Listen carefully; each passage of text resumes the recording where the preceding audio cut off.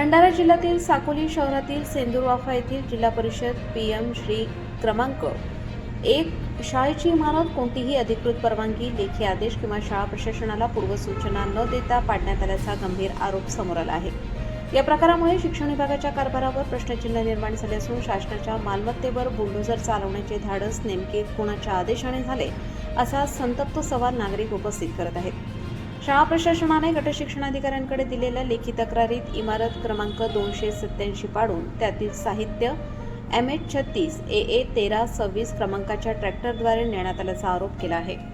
विशेष म्हणजे ही इमारत जीर्ण असल्याने तिच्या दुरुस्तीसाठी जिल्हा परिषदेकडे प्रस्ताव पाठवण्यात आला होता, मात्र त्यावर निर्णय होण्यापूर्वीच इमारत जमीनदोस्त करण्यात आली।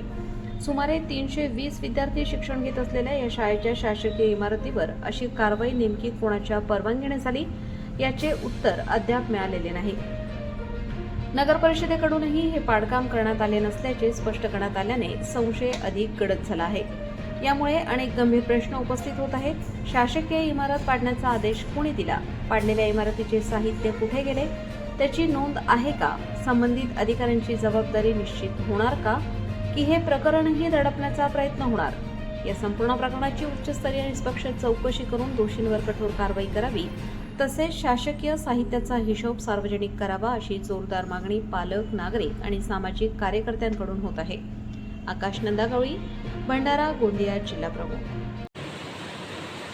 जिल्हा परिषद वरिष्ठ प्राथमिक शाळा सेंदूरवाफा ही इमारत पाडल्यावर मुख्याध्यापक श्री मिश्राम सर यांनी आमच्या कार्यालयाला कळविले होते आणि त्या अनुषंगाने आम्ही त्यांना पत्र दिलेले आहे आमच्या कार्यालयाने की जी काही इमारती विद्युतून पाडलेली आहे या कार्याची कुठलीही परवानगी आम्ही दिलेली नाही।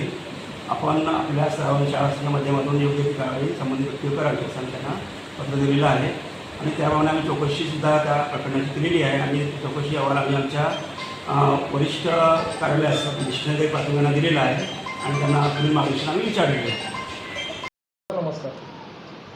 नमस्कार सर, मी अर्जुन बळीराम मेश्राम, प्रभारी मुख्याध्यापक, जिल्हा परिषद वरिष्ठ प्राथमिक शाळा सेंदूरवाफा क्रमांक 1। जे इमारतीचा जो आरोप होत आहे, इमारत तोडीचा जो आरोप होत आहे, त्याबद्दल तुम्ही काय सांगा? सर, ती इमारत आमच्या जुनी ग्रामपंचायत आहे, त्या ग्रामपंचायतच्या मागच्या बाजूला होती, म्हणजे जीर्णवस्तू होती, म्हणजे छत नव्हता त्या इमारत, दरवाजे नव्हते। ती इमारत पाडल्याबद्दलचे आम्हाला समाज माध्यमावरून कळलं आणि समाजमध्ये कळल्यानंतर ते दिलं होतं की त्या ठिकाणी नगर परिषदेच्या ट्रॅक्टरवर दिसला आम्हाला।